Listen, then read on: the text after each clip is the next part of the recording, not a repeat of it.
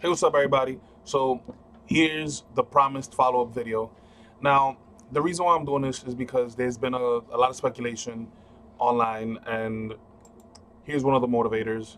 So, this person here is claiming that you're going down for Batum on your stimulus payment.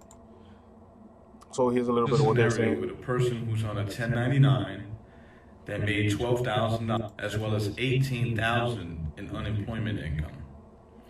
Their refund with three children would have been 8,678. Which is a lie. But now, with the new economic stimulus payment that is that is being forced to be reported, the economic stimulus payment you received, the amount, and now when you punch it in, if you receive 2,000, you now lose 2,000. It is dollar for dollar off.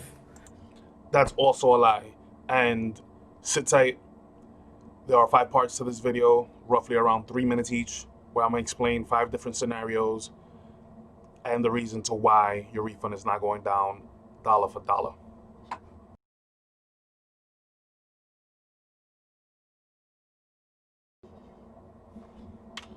All right, so here we go. Let me log in real quick. So here's our first example, Juan Gomez.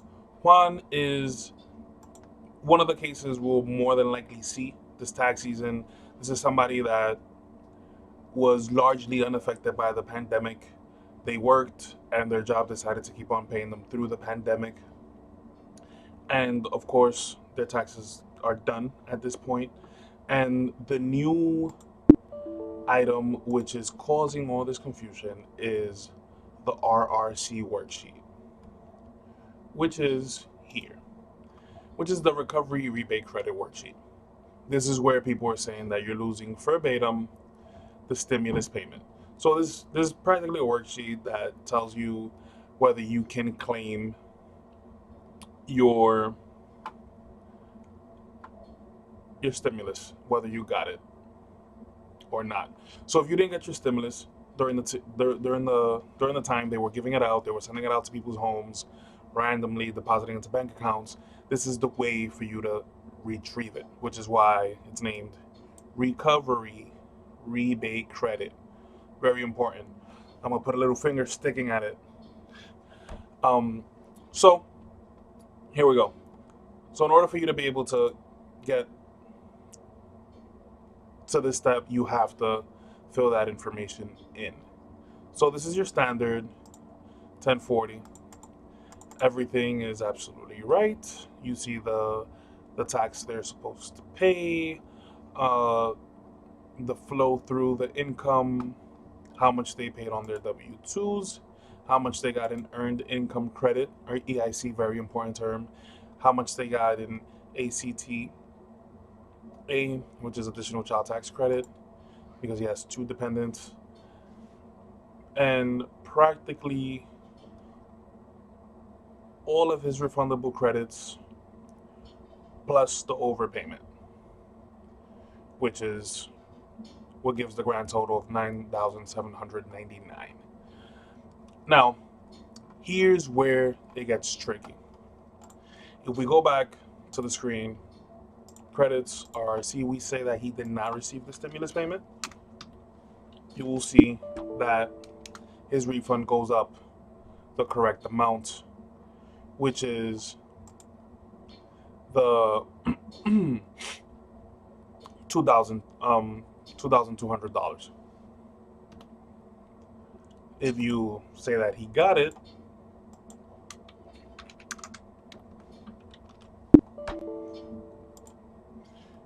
you will also see that it went down verbatim $2,200.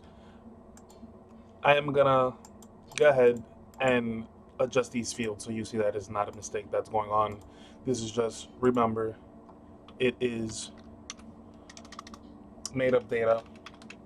These things happen.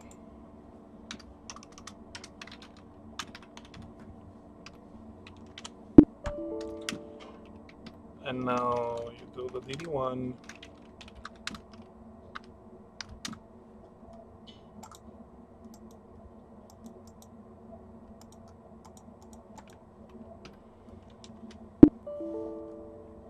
And there you go. There go all the mistakes that could possibly be seen. And it still remains the same. And let me just go ahead and adjust this and show it to you guys the long way, which will be the conventional way that you print out. So as you can see here, you see how we add 2,200 on line 30, which states recovery rebate credit. This is new. Line 30 on regular 1040s was non-existent. Go ahead and check them. Making the refund a whopping $11,999. So let's go ahead and correct this before anybody gets hurt.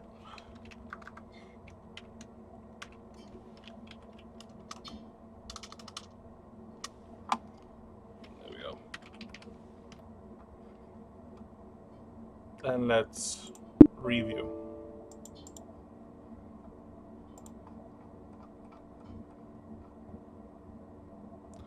Now that the recovery rebate credit is 0, his refund is normal.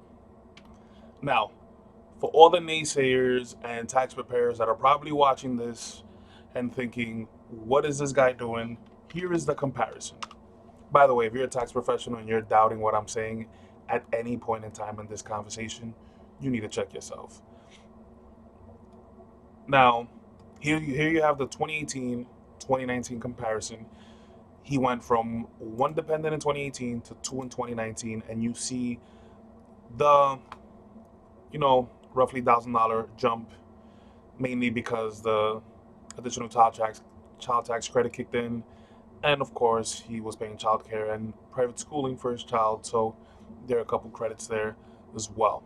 Now, if you look at the comparison between the number in 2019 and the number in 2020, it's roughly $1,000 higher. So I don't understand where the so-called tax professionals are seeing people getting charged back for stimulus payments and losing money this tax season. This will be a very normal tax season.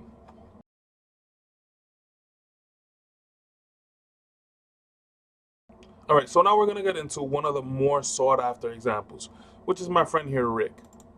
Rick is the example in which you have a W-2 from your regular job and you had to go on unemployment because of the pandemic. Now, I remind you, the RRC worksheet, which is the worksheet of the whole dilemma. Remember, this is only if you did not get your stimulus payment, they'll add it on to your refund. If you did get it, you won't get the rebate.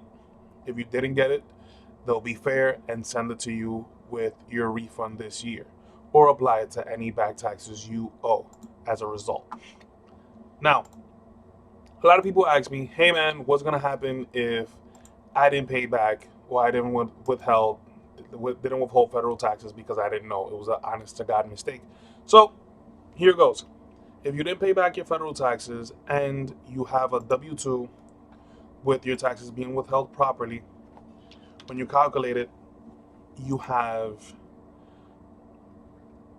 a balance due because the offset won't be the same. So in these cases, you will owe a minimal amount of money. Now, let me show you on your 1040, the long form, what that would look like. So your total taxes for your income for the year are line 24, which is $2,644.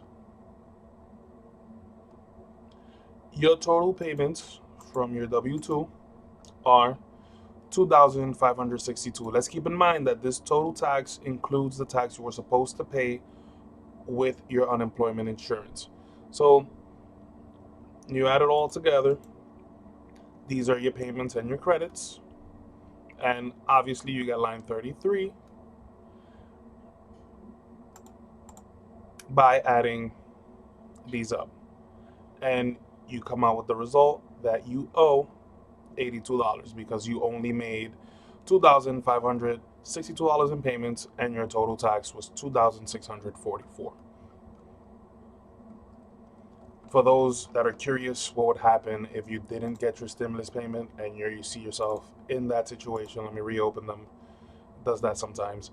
Let's go to credits. Let's go to RRC. Let's say you did not receive your stimulus. Now we recalculate your return, does all the math, and here we go. Yes, you do. Well, in that case, you would qualify for the refund because you're getting the 1,200 of the RRC. So, if you collected unemployment, you worked, and you forgot to withhold your taxes, and somehow the system did not send out your stimulus payment, you would be safe. But even if you owe, guys, please file your taxes. $82 in debt can turn into a substantial amount if it's left not taken care of. Now, some people ask me, what if I have a kid? That's why I put in 1,700 instead of 12. So let's fill this out real quick. As if you had a kid. Say this is your daughter. She lived with you for 12 months, and she was born in 2018. You paid $2,500 worth of childcare. You do have to bring substantial information proving that you paid your childcare. Now, these are common EIC questions.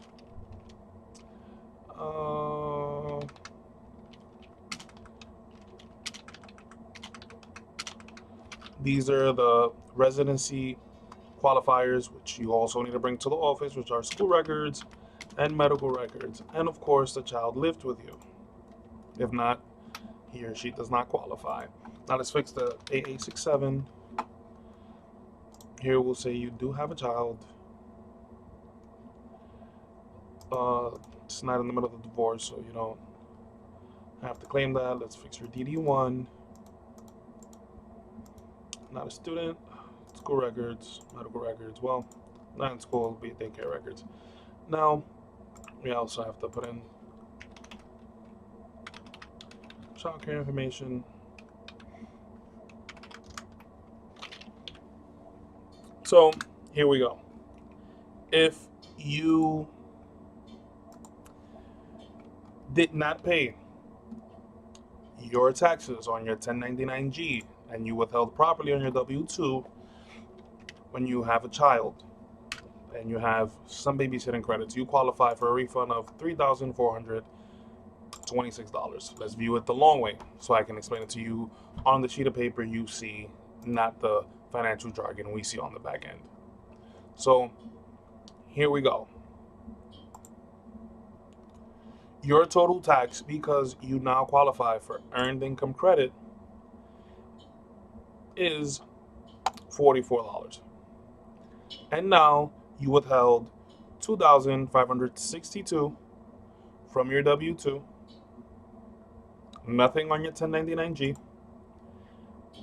and you got $980 of earned income credit, which becomes the refundable credit line, which puts you at total payments of $3,470. Minus your $44 total tax payment puts you at $3,426.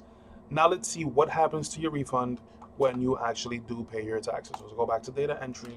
Let's go back to your 1099-G, and let's put in the 10%, which would be what would be fair, or what they would do automatically.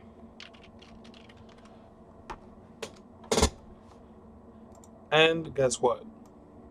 Surprise. That changed your return a whole lot. So it turns the little green check marks into red when there's a dramatic change. So now you have, of course, the money you withheld on your 1099-G. Your total payments go up. Your EIC remains the same. And of course, you do not qualify for the rebate recovery credit because you already have your stimulus. And there you have it. Those are the effects of the 1099-G with a W-2, withholding and not withholding.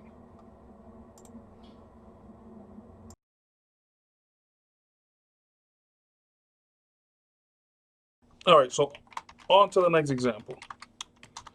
This one is going to be one for the decade. So this is the example of the person that has a 1099G and a child with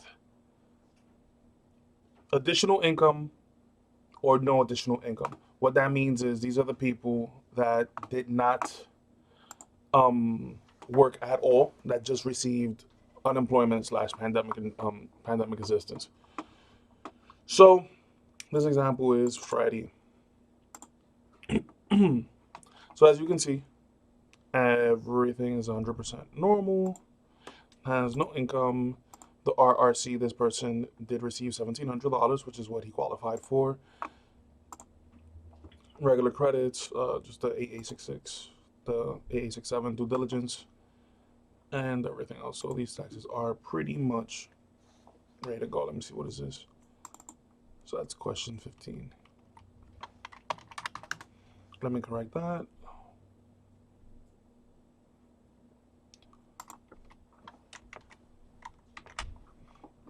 All right, there we go.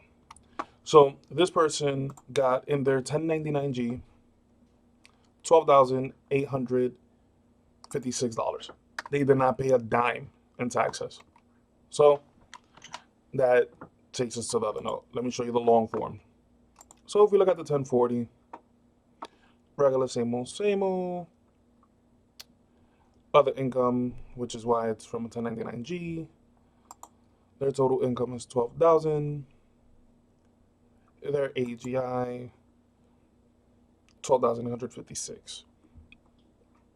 So when we check this out here, we see that this person's total tax is 0.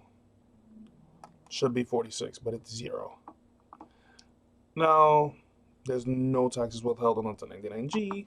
There is no EIC, no earned income credit, because he didn't earn any income. That was a government benefit or assistance. And he's not getting anything from the recovery rebate credit, so that stays on 0, making his refund 0. Now, you go back and the person did withhold their 10%. You have 12,856.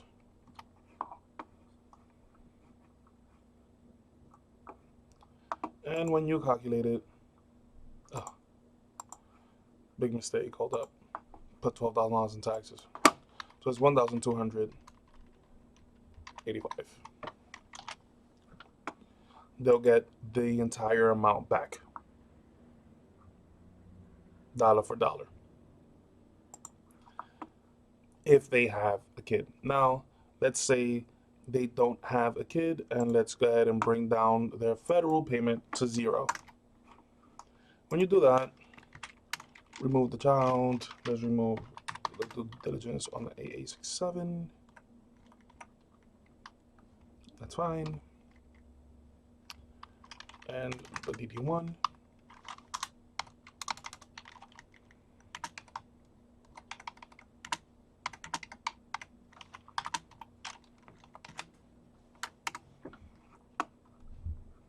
And we look at his 1040. Now we see that since he had no child, the total tax flowed through the return, and now he owes the $46. Don't let this fool you. These $46 will turn into something larger. Now, where it really gets interesting is when we put into play self-employment income. So let's say you did Uber Eats or Lyft, regular Uber, Instacart, any of those things that give you a 1099, this is what's going to happen. So this year they changed it around. So usually for things like that, you get a 1099 miscellaneous. They added 1099 NEC, which is non-employee compensation. They removed that option from the 1099 miscellaneous and just gave it a category of its own. A lot of tax professionals making final mistakes. So have your 99A for Schedule C. Let's use our default EIN number. And let's say this person had uh, quick $9,860 in 1099 income, and then obviously we give them a Schedule C. Let me calculate this first. All right, so we give them a Schedule C, and I'm gonna leave some of this stuff blank.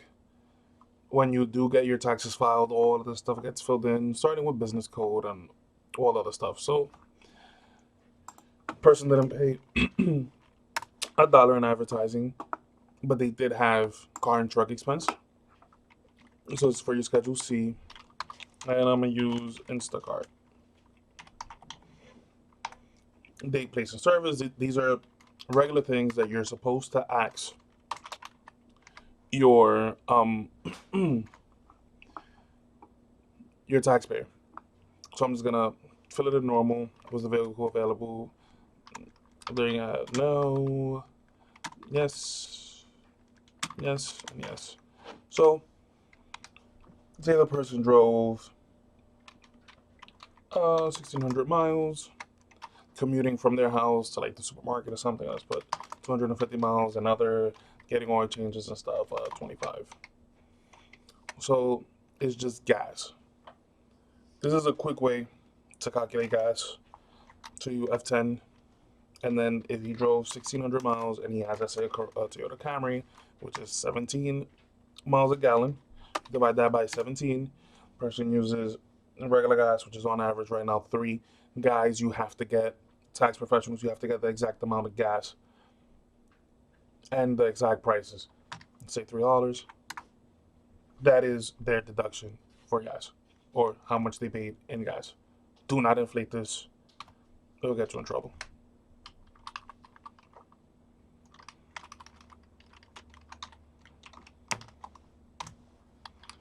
And then insurance, get a little creative here and there, but don't get too creative.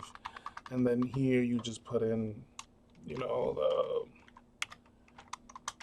network fees,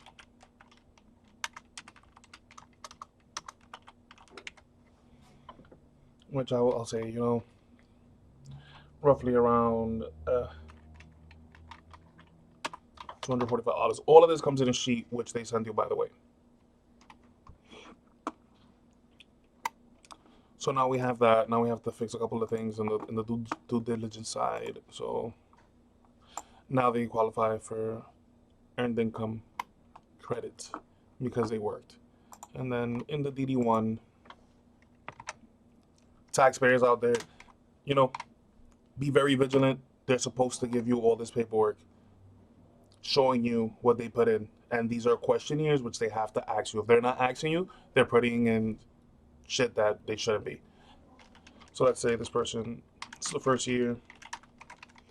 They don't have business cards, but you could say, other, and then you could say statement from Instacart. Taxpayer maintains the records, of course. No, and then you say deposit details from third party. Satisfactory records were provided. You can say, they gave you paid invoices and receipts for the gas and third party documents. Again, they send you these in the mail. You could grab them online.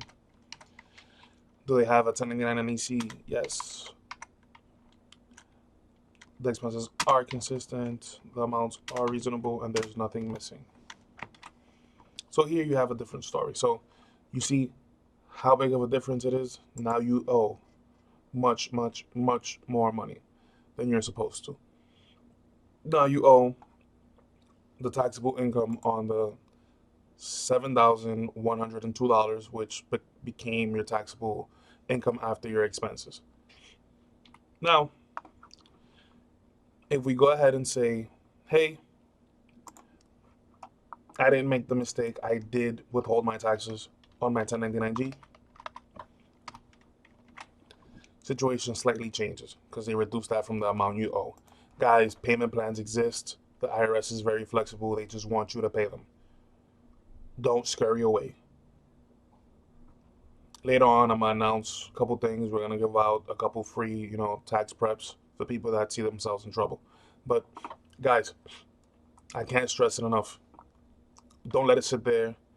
No, you cannot let your 2020 tax return match up with your 2021 and then combine them both together. That doesn't exist. What happened in 2020 is 2020. What happened in 2021 will be filed in 2021. The forms change every year. And if you're in this situation, don't experiment with TurboTax. Go to a tax professional. Will save you time and money in the long run.